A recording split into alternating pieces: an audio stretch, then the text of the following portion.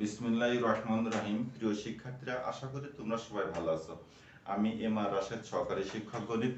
আজ আমি তোমাদের নবম দশম শ্রেণীর 15 অধ্যায়ের 15 অনুশীলনের 14 নম্বর অঙ্কটা অর্থাৎ উপপাদ্যটা আমি তোমাদের সুন্দর করে বোঝানোর চেষ্টা করব।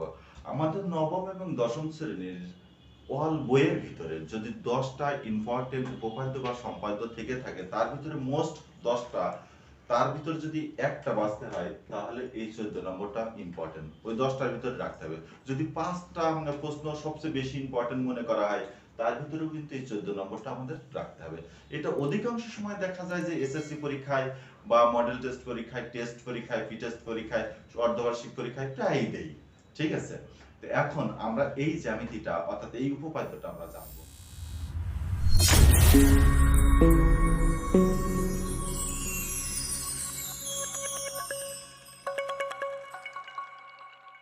আমাদের প্রশ্নে বলছে একটি সমদ্বিবাহু সমকোণী ত্রিভুজ। সমদ্বিবাহু সমকোণী ত্রিভুজ মানে কি? সমকোণী ত্রিভুজ মানে কি? যে ত্রিভুজের একটা কোণ সমকোণ অর্থাৎ একটা কোণ 90 ডিগ্রি, সেটাই হচ্ছে সমকোণী ত্রিভুজ। এখন বলছে সমদ্বিবাহু সমকোণী ত্রিভুজ। তাহলে সমদ্বিবাহু ত্রিভুজ, তার সম মানে সমান, দ্বি মানে দুই, অর্থাৎ যে ত্রিভুজের দুটো বাহু সমান আছে অথচ একটা কোণ 90 ডিগ্রি, সেটাই হচ্ছে সমদ্বিবাহু সমকোণী ত্রিভুজ। আবার আমি রিপ্লাই করি, দেখো, যে ত্রিভুজ সম মানে সমান, দ্বি মানে দুই, অর্থাৎ যে ত্রিভুজের দুটো বাহু সমান এবং একটা কোণ সমকোণ, সেটাই হচ্ছে সমদ্বিবাহু সমকোণী ত্রিভুজ। এখানে বলছে এই ত্রিভুজটার অতিভুজ হচ্ছে বিসি, তা আমরা এই ত্রিভুজটার বিসি হচ্ছে অতিভুজ, এটা আমরা ধরে নিলাম। এখন তাহলে অপর যেটি এ বিসি ত্রিভুজ, তাহলে অবশ্যই অপর হচ্ছে যে কি হবে, অপর কোণটা কি হবে, এ হবে। এ লিখলাম। এখন বলছে এই বিসি এর উপর যে কোনো একটা বিন্দু পি, তা আমরা মনে করি বিসি এর মধ্যবিন্দু আমরা নিয়ে নিই। হ্যাঁ, বা যে কোনো একটা বিন্দু, সেটা আমরা যদি মাঝখানে নিই তাহলে আমাদের আপত্তি নেই, বা অন্য জায়গায় নিলেও কিন্তু সমস্যা না, কিন্তু মাঝখানে যদি আমি নিই তাহলে আমার সেটা সুবিধা হয় বা ভালো হয়। আমার বলেছে যে যে কোনো এক জায়গায় নিতে হবে, আমার বলে দিইনি যে মাঝখানে নিতে হবে বা অন্য জায়গায় নিতে হবে। আমার বলছে বিসি এর উপরে পি একটা যে কোনো বিন্দু, তা আমি মনে করে নিলাম যে বিসি এর উপর পি একটা মাঝখানে এই জায়গায়, এই যে বিসি বাহুর মাঝখানটা আমি একটা আনুমানিক ধারণা বা আনুমানিক ভাবে আমি একটা ধরে নিলাম যে এটা পি।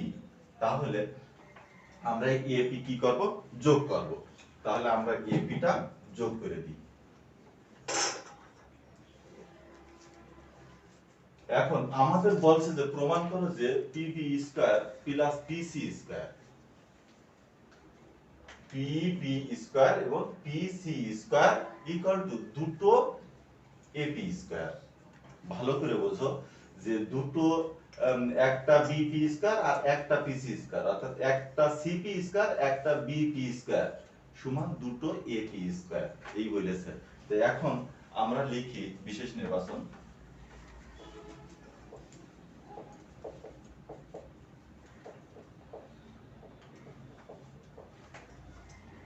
ত্রিভুজ এবিসি একটি সমদ্বিবাহু সমকোণী ত্রিভুজ এবং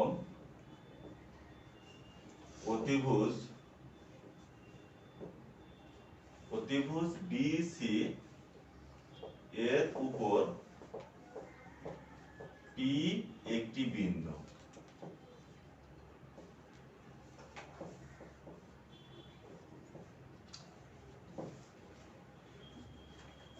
প্রমাণ করতে হবে যে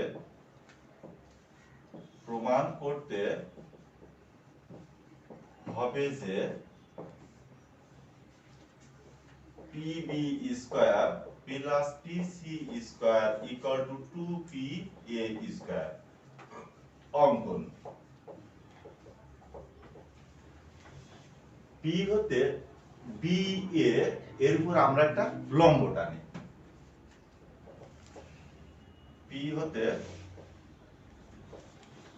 এ বি এর উপর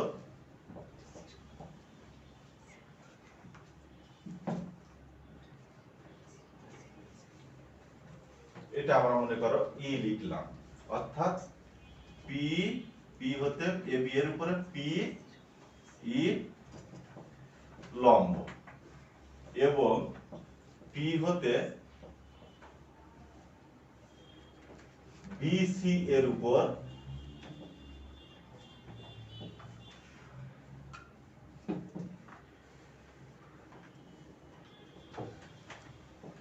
পিএফ লম্ব আঁকি, পিএফ লম্ব আঁকি, এবং এপি যোগ করি। এখন দেখো, যদি পি হতে বি এ অর্থাৎ এ বি এর উপরে আমরা যদি লম্ব টানি তাহলে বি ই আর এ ই সমান হয়ে যায়। আবার আমরা যদি পি হতে এ সি এর উপরে লম্ব টানি তাহলে এ পি আর সিপি সমান হয়ে যায়। কারণ কি, সমদ্বিবাহু সমকোণী ত্রিভুজ। আমরা এখানে এই কারণে সমান হয় যে বিসিটা হচ্ছে অতিভুজ, বিসিটা যেহেতু অতিভুজ এবং এই বিসি অতিভুজের আমরা মাঝখানটা কিন্তু আমরা পি ধরে নিছি, অর্থাৎ পি একটা বিন্দু, এই পি বিন্দুটা এই অতিভুজ বিসি এর মাঝখানে অবস্থিত, এটা আমরা ধরে নিচ্ছি। ঠিক আছে, যে কারণে ওখান থেকে যদি এফ সির উপরে লম্ব টানা হয় তাহলে এ এফ এবং সি এফ সমান হয়। আবার ওখান থেকে যদি এ বি এর উপরে লম্ব টানা হয় তাহলে B E R A you সমান হয়ে যায় সমদ্বিবাহু সমকোণী ত্রিভুজ হওয়ার কারণে। কারণ কি, এর দুটো বাহু সমান, যে কারণে। এখন দেখো প্রমাণে আমরা লিখি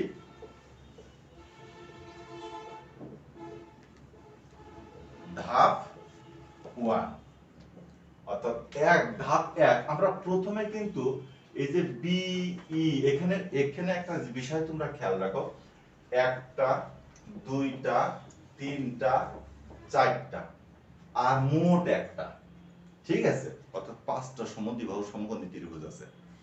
এখন কারণ কি, যখন আমার এটা মধ্যবিন্দু বিসি এর মধ্যবিন্দু হচ্ছে, তখন ওই মধ্যবিন্দু পি থেকে আমি যদি এসি এর উপরে লম্ব টানি তাহলে এ এফ আর সি এফ সমান হয়ে যায়। যখন সমান হয়ে যায় তখন স্বাভাবিকভাবেই এই বাহু আর এই বাহু সমান হয়, আবার এই বাহু আর এই বাহু সমান হয়, অর্থাৎ পি এফ আর সি এফ সমান হয়, এ এফ আর পি এফ ও সমান হয়ে যায়। আবার একই ভাবে কিন্তু বি পি এই এ বি এর উপরে লম্ব, সেই কারণে কিন্তু বি ই আর এ ই সমান, এবং এটা হচ্ছে যে এই বি ই এবং এই পি ই সমান, একই ভাবে এ ই এবং পি ইউ সমান হয়। আর এখানে যে এ সি এর উপরে কি, যেহেতু পি ই পি এফ লম্ব, সরি এখানে এ হবে এ সি এর উপর পি এফ লম্ব। যাই হোক, ধাপ 1 এ আমরা পাই বি ত্রিভুজ বি ই পি সমকোণী ত্রিভুজ হতে আমরা পাই। এটা সমকোণী ত্রিভুজ কি কারণে, যেহেতু পি ই লম্ব এই বাহুটার উপর, সেই কারণে কিন্তু এটা হচ্ছে যে সমকোণী ত্রিভুজ।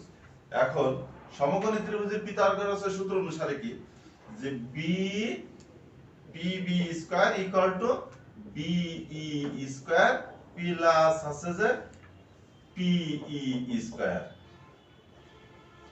এখানে আমরা এটাও লিখতে পারি যে বি সমান কিন্তু এ, তা এখানে B E equal to A ই, এবং এখানে P F P E equal to কিন্তু আবার এ এফ এ ইউ লেখা যায়। তো এখন আমরা সেটা লিখছি না, দেখো পি বি স্কয়ার সমান A E square plus P E square. এবার ধাপ 2 তে আমরা পিএফসি সমকোণী ত্রিভুজ থেকে পাই। কি কারণে এটা সমকোণী ত্রিভুজ, যেহেতু এসি এর উপরে পিএফ টা লম্ব, এই কারণে। তাহলে আমরা লিখি যে ত্রিভুজ পিএফসি সমকোণী ত্রিভুজ হতে পায়। P C square equal to P F square এবং এফ সি স্কয়ার। তাহলে এটা কি এখন কি লেখা যায়? এফ সিও যা এ এফ ও তাই। তাহলে আমরা P C square equal to লিখতে পারি যে P F square plus F C জায়গায় এ এফ লিখতে পারি, এ এফ স্কয়ার, কারণ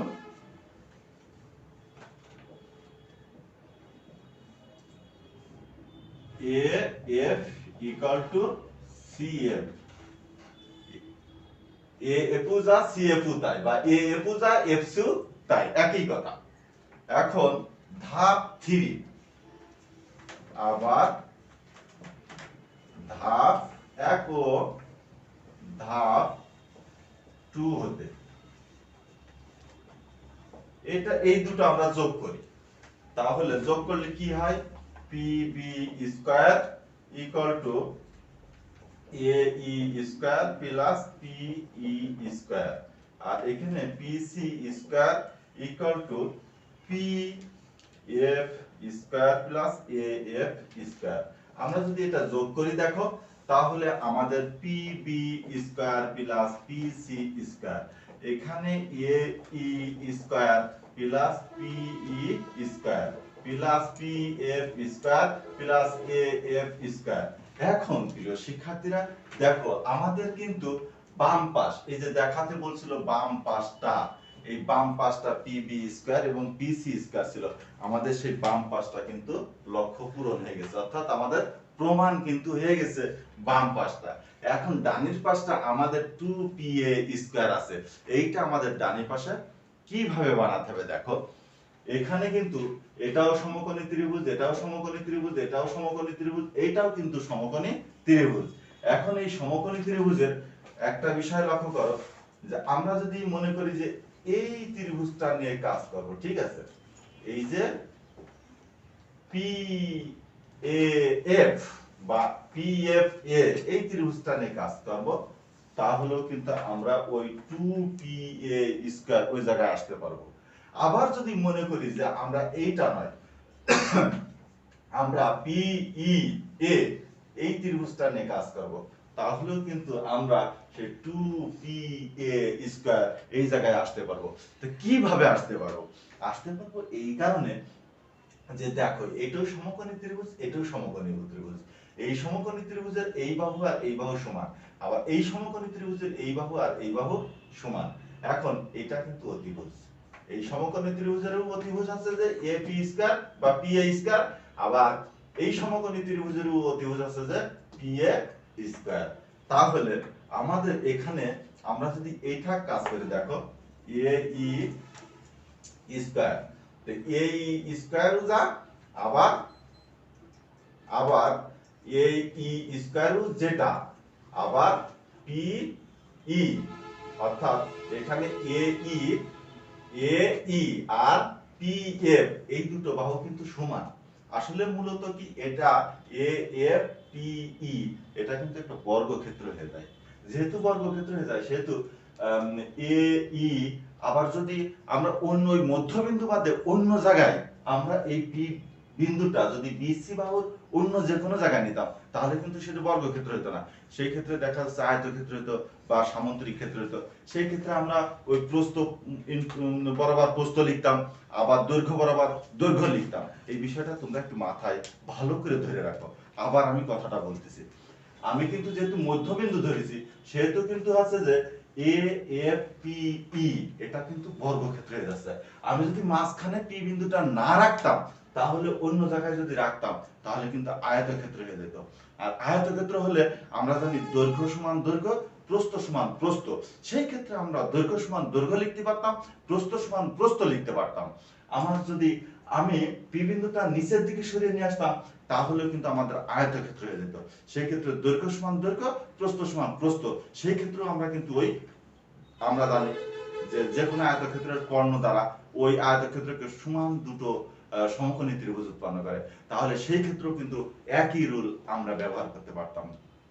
তোমরা একটু ভালো করে এই বিষয়টা মাথায় রেখো।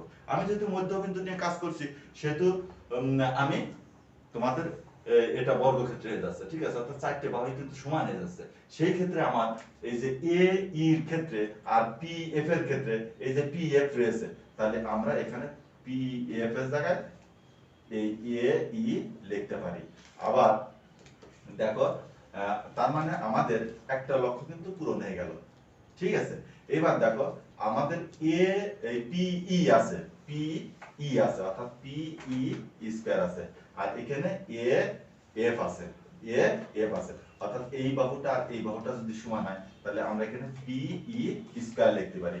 তা এখানে আমরা লিখতে পারি সাইড নোটে যে P E square equal to P E square equal two, এখানে আমরা কি লিখেছি যে এ ই আর এ ই, অর্থাৎ আমরা এখানে এই টা কার জায়গায় লিখেছি, আমরা এই যে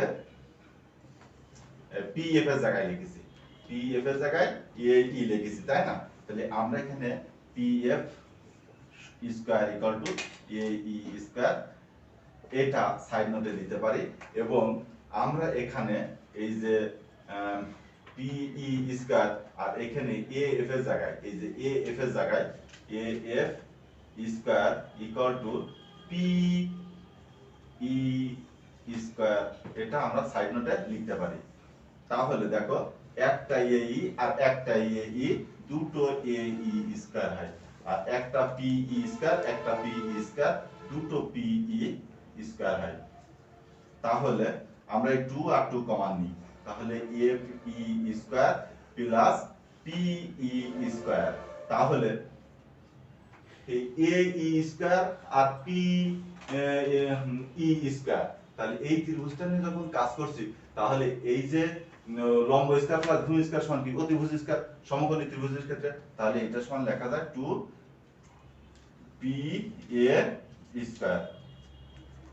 আমাদের প্রমাণিত।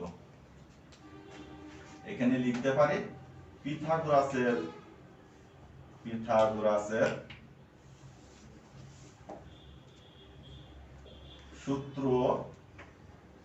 সূত্রানুসারে,